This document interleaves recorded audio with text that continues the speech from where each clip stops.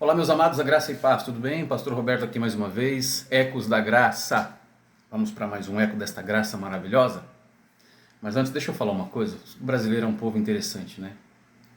Aqui em Joinville tem feito 33, 34 graus com sensação de 40, 42. E com esse calor todo, a gente reclama da temperatura. E o que a gente faz? Eu sei o que eu vou fazer. Vou tomar um café. Vai um café aí? Amados, em Ecos da Graça de hoje, eu quero falar sobre uma situação que muitas vezes nós interpretamos como perda, mas na verdade é um grande de um livramento. Uma das coisas que mais ferem o coração humano é o afastamento. Certamente, assim como eu, você em algum momento da sua história, da sua jornada, precisou ou se afastar ou que as pessoas se afastassem de você temporária ou permanentemente. E quando as pessoas vão embora, quando os ciclos terminam, quando as conexões se quebram, quando alianças se rompem, a dor não está apenas na perda. Até porque fica uma pergunta que martela a cabeça da gente o tempo todo, amados. A pergunta que fica é: por que isso aconteceu? Nós ficamos buscando justificativas para tentar amenizar a dor que nos segue. Nós buscamos justificativas ou aceitáveis, respostas plausíveis para que a dor dentro de nós seja tirada. Mas existe uma verdade espiritual profunda que poucos conseguem compreender no momento da dor. E sabe qual é? Nem todo afastamento é perda. Muitos afastamentos são livramentos. A maior prova disso eu quero ler com você no livro de Gênesis, capítulo 13, de verso 14. Você certamente deve conhecer esse texto e essa história. E é quando Deus chega a Abraão e fala para Abraão: Abraão, separe-se de Ló, afaste-se dele. Levanta agora os teus olhos e olha desde este lugar de onde está. Mas separa. Deixa ele ir para onde ele quer ir, você vai na mão contrária. E muitas vezes eu e você, por querer manter uma situação viva nas nossas vidas, nos nossos corações, acreditamos que precisamos lutar, entregar 110% de tudo que já foi entregue para que uma situação permaneça. Porém, Deus deixa a ordem clara de que eu e você deixemos ir. É importante deixar ir. A instrução de Deus foi clara: deixa ir. Isso revela algo poderoso, irmão. Existem direções que Deus só libera depois de certos afastamentos. Eu vivi coisas na minha vida em que, confesso, eu não queria que tivessem acontecido. Mas aconteceu, e quando aconteceu, eu vou citar uma que aconteceu comigo. Eu vivi momentos na minha vida na capital de São Paulo, porque apesar de hoje eu viver em Joinville e morar em Santa Catarina há 22 anos, eu nasci e cresci em São Paulo. Muitos conhecem a Vila Brasilândia, a freguesia do Ó. Exato, eu sou daquela região ali. E na minha cabeça, por ser daquela região, por ser da capital de São Paulo, para Deus me colocar em evidência, eu precisaria estar em um lugar que favorecesse eu estar em evidência. Deus não trabalha assim, queridos. E Deus começou então a trabalhar na minha vida, tirando toda e qualquer possibilidade de que eu permanecesse ali. Relacionamentos, ministérios, trabalhos, família, tudo o que existia que pudesse me prender na cidade de São Paulo, Deus foi fazendo assim com a tesoura dele. Até o dia que o que me sobrou foi eu pegar uma passagem de ônibus e vir parar aqui em Santa Catarina. E quando eu coloquei o meu pé direito no primeiro degrau do ônibus, eu disse: Senhor, eu estou indo, mas a responsabilidade é tua. E para mim, naquele momento, amados, a ideia que me ficou foi de que Deus estava matando o meu sonho, matando a promessa dele dentro do meu coração com uma punhalada, porque ele disse que me faria pastorear. Ele disse que me faria cuidar de vidas, de multidões, de conduzir pessoas à salvação. E quando eu vi eu saindo de São Paulo, acreditando que São Paulo para o meu ministério seria a cereja do bolo, eu acreditei que estava tudo indo para o lixo. E pasmem, na época, quando eu vim morar em Santa Catarina, eu vim morar numa cidade chamada Mafra, divisa com o Paraná, há 22 anos atrás ela tinha 45 mil habitantes. 46 aproximadamente. Hoje tem 10 mil a mais apenas. A cidade praticamente não cresceu nesse período de 22 anos. Mas foi ali que Deus falou: ei, lembra da promessa? Pois é. É só o tempo. Ela ainda está de pé.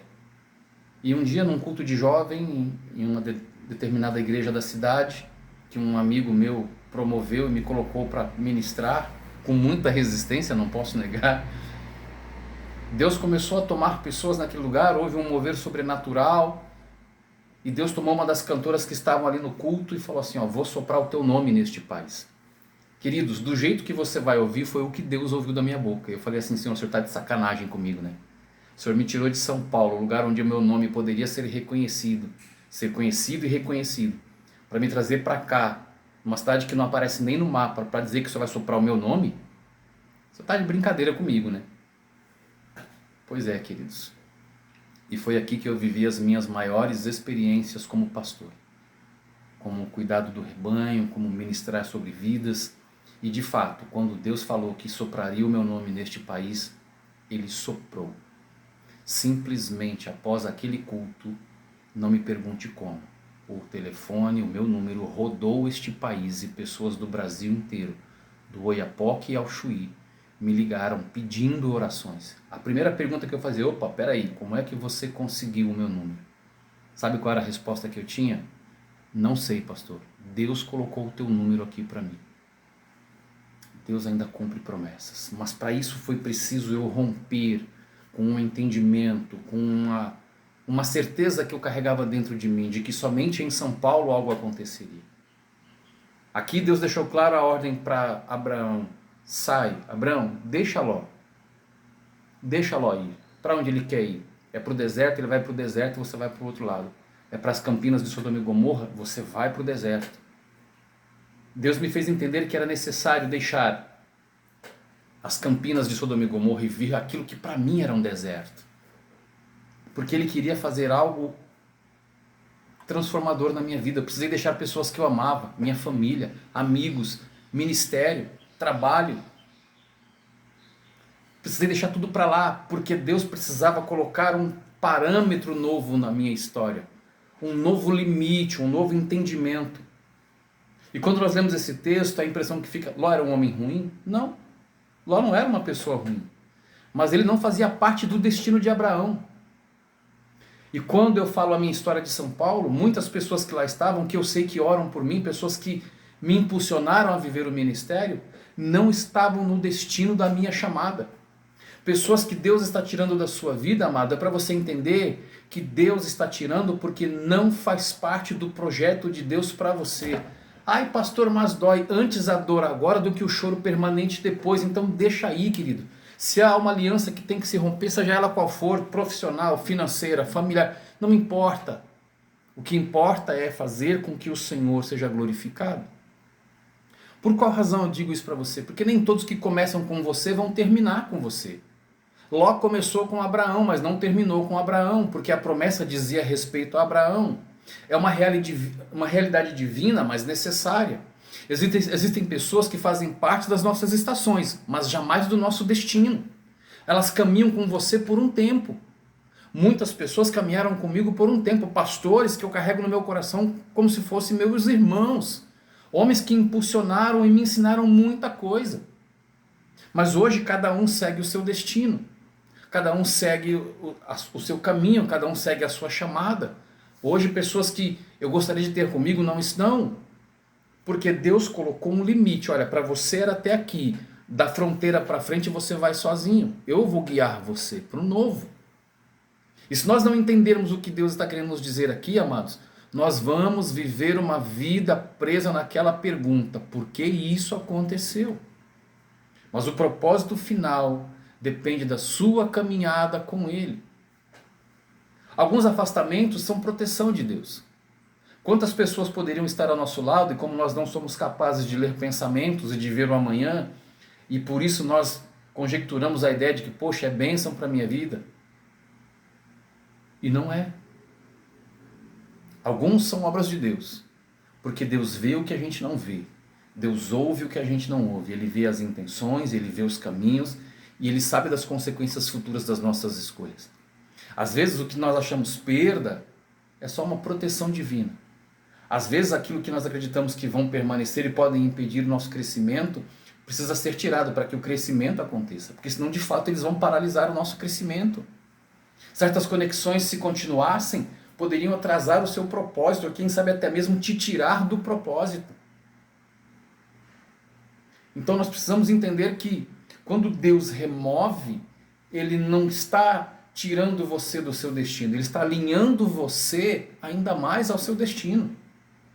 Deus removeu é porque Ele sabe que a pessoa que caminhou com você te fortaleceu até aquele momento. Mas Ele precisa trazer outras pessoas e gerar outras situações para que você aprenda e cresça e tenha a pessoa como sustentáculo, a pessoa que vai ser a voz que vai segurar o teu ânimo. E quando isso acontece, queridos, nós vamos compreender que... Vamos voltar para a vida de José? Aliás, eu vou falar de alguém muito mais interessante.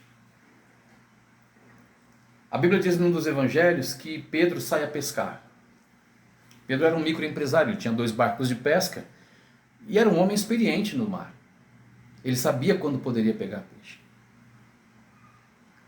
E dado momento ele sai fazer a sua pesca e Jesus diz para ele, aliás, ele sai fazer a sua pesca, passa a madrugada pescando e nada pega. Nem ele, nem os seus companheiros de pescaria. Quando ele está retornando para a praia, está lavando as redes, Jesus grita, ei Pedro, volta para o mar.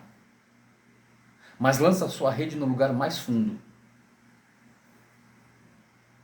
Pedro precisava romper com o entendimento de pesca que ele tinha, para que pudesse vir algo novo sobre a vida dele. Deus falou assim, Pedro, você vai fazer tudo o que você sabe fazer, mas de uma forma diferente. Só lança a sua rede um pouco mais fundo. Eu sei que no teu conhecimento diz que a rede tem que cair 5 metros de profundidade. Lança a 7, lança a 10, lança a 20 metros. Eu não sei qual é a profundidade que Deus mandou você lançar a sua rede. Você percebe o que Deus está dizendo para você, queridos? Deus não quer que você mude o que você já está fazendo. Ele só quer que você faça diferente. Agregue algo no que todos estão fazendo, para que seja diferente, tenha algo mais. Pedro não mudou a estratégia. O que mudou foi, só coloque a rede um pouco mais a fundo. O mais interessante é que quando você continua a leitura do texto, a Bíblia diz que Pedro ordena aos outros barcos para lançarem as suas redes. E depois que todos o fazem, ele lança a rede dele. Você percebeu o que Deus está falando com você aqui, queridos? Jesus sabia que havia um grande cardume de peixes lá embaixo. Só que o propósito de Deus não era gerar uma grande pescaria apenas para Pedro. Era expandir. Ei, glória. Você percebeu aqui, queridos? Era expandir. A ordem foi para Pedro. E Pedro lança a mesma ordem. Lancem as vossas redes, mas não disse até onde. O pescador que os ouviu, os pescadores que o ouviu falar, entenderam que ok, vamos fazer novamente. Mas a ordem era para Pedro. Você vai lançar a sua rede mais fundo. E Pedro tem uma grande pesca. Você está entendendo? Talvez você entenda que o teu conhecimento a respeito do reino vai até X. Mas Jesus ainda tem para apresentar para você o Y e o Z. Ou seja, ele tem algo mais para acrescentar no teu conhecimento. Então, rompa com o velho para que o novo possa entrar. Tira o velho para que o novo possa se estabelecer.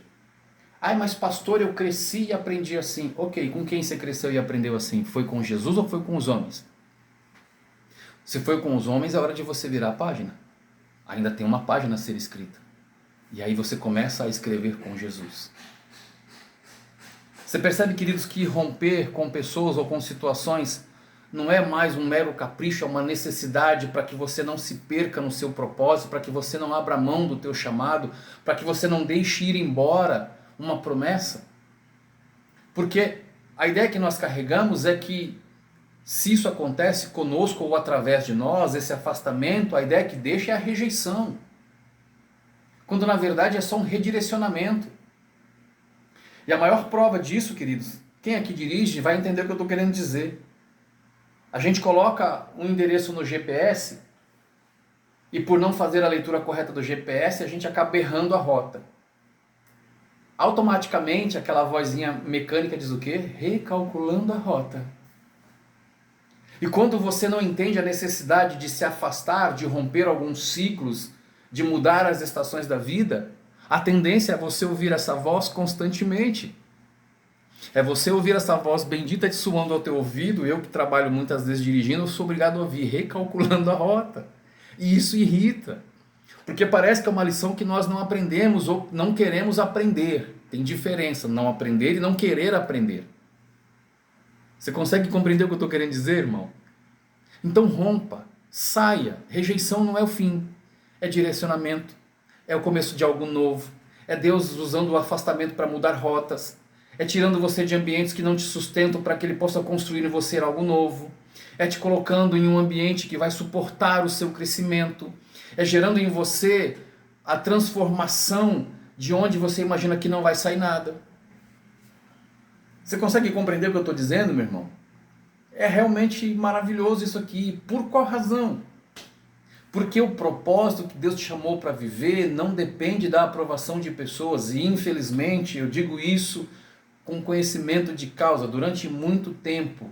E isso acontece muito dentro das nossas casas. Pais, tomem cuidado quando você acha que o teu filho tem que passar pelo seu projeto de aprovação, querendo que ele construa a história que você queria que fosse a sua. A história que ele está construindo é a dele, não é a sua, pai. Não é a sua, mãe. Deixe o seu filho livre para escolher o destino que ele quer traçar. Apresente-o a Cristo, ore por ele, direcione a viver a palavra, mas deixe ele construir a história dele, não a sua. Não lance as suas frustrações, colocando as frustrações como fronteiras limítrofes. Fronteiras que vão limitar a vivência dos seus filhos.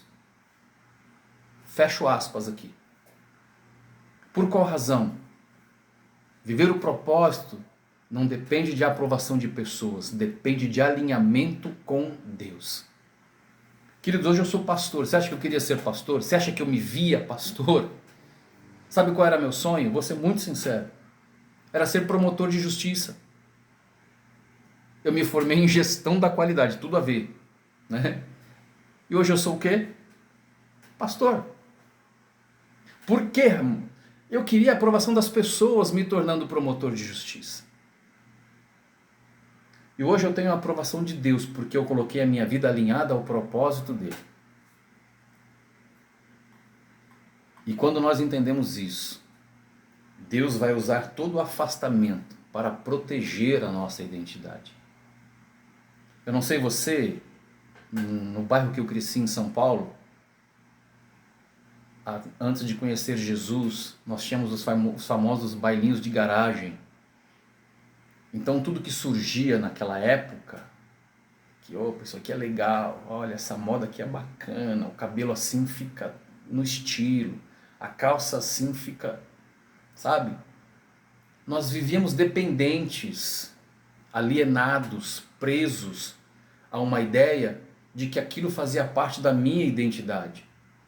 Se eu não me vestir assim, se eu não me comportar assim, se eu não falar assim, eu não faço parte do contexto. Isso aqui não é da minha identidade se eu não falar assim. Se eu ser muito certinho, algo está errado comigo.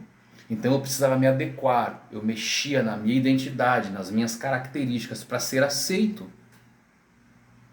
E quando Jesus entrou, ele simplesmente fez uma bagunça na minha bagunça. Verdade? Ele simplesmente fez uma bagunça na minha bagunça. Por qual razão? Eu me tornei um acumulador de ideias. Eu era um acumulador compulsivo de ideias, de biotipos, de tendências. Eu precisei romper com tudo isso para ter uma única tendência dentro de mim. A tendência de Cristo. E hoje, seja assim, camisa comum, t-shirt, terno e gravata, regata, com barba, sem barba, com óculos ou sem óculos, eu sou a mesma pessoa porque eu estou em Cristo. Porque eu rompi com tendências, eu rompi com barreiras, eu deixei a alienação de lado, para ter uma ideia só dentro de mim: viver em Cristo e por Cristo. E para encerrar, eu quero te dizer que todo afastamento, ele cria espaço para mais crescimento. Ele cria espaço para o novo. Ele cria espaço para o que Deus está fazendo. E concluo: se houve afastamentos na sua vida, se pessoas saíram, se ciclos terminaram, não interprete isso como perda. Deus pode estar protegendo você, e certamente está, tá? Deus está reposicionando você, e certamente está. Deus está alinhando você com um propósito, tenha toda certeza disso. Nem todo afastamento é o fim. Alguns são apenas o começo de uma nova estação. Alguns são apenas o começo e o cumprimento de uma promessa. Confia em Deus, mesmo quando você não entende, porque Ele permite que teu propósito não se finde no acaso. Ele permite que tudo que você recebeu da parte dele não se finde no acaso. O que ele está construindo é maior do que o que ficou para trás. O que Deus está construindo em você é maior do que o que ficou para trás. Amém? Que Deus te abençoe grande, poderosamente em nome de Jesus. Forte abraço.